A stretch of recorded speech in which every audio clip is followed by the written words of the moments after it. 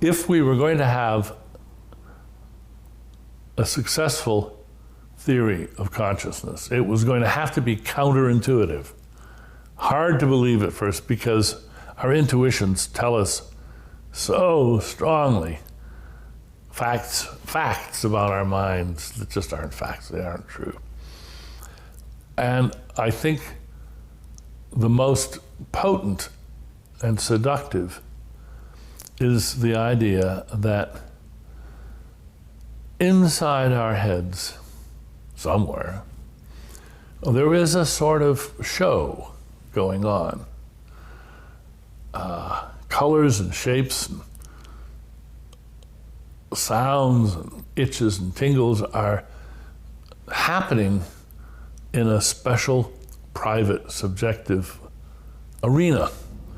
And we are the audience. Each of us is the audience for that set of apparitions, appearances, representations. I call that place the Cartesian Theater. It's the mind as Descartes conceived of it in the 17th century. There's no such place.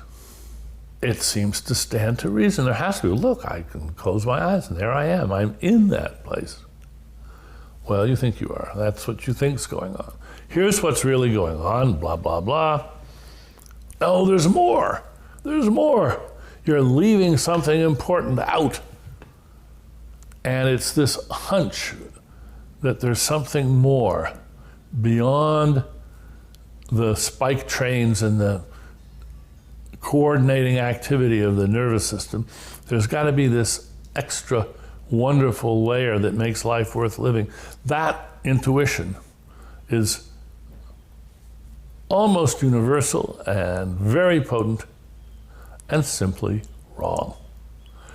And so a large part of my work is engaged in trying to show people, to their initial amazement and disbelief, that they're actually wrong about that.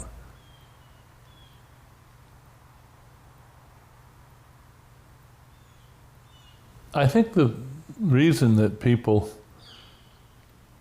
succumb to this illusion is they stop one step too early.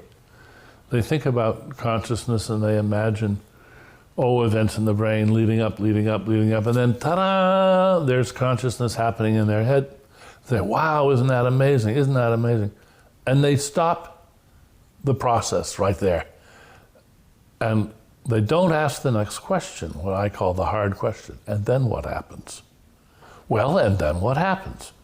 What happens, of course, is what I started to say.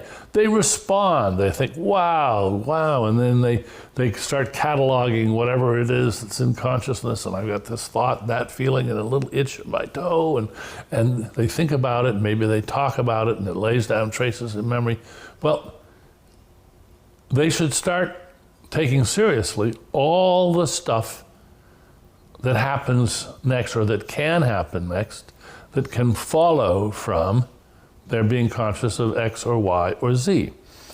Once you've got that catalog, and you've really done a good job of getting that catalog, ask yourself whether, and isn't that what being conscious is?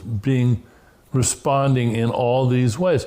Why do you suppose there's this extra mysterious thing that's at the nexus that is the cause of this? It's a very powerful feeling, but I argue, it's just a mistake.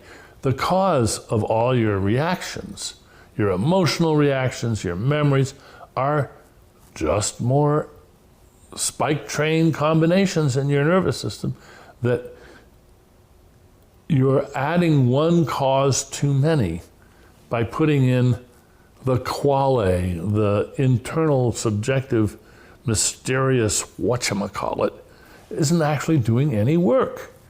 So just divide through, let it go, and then you've got a good theory.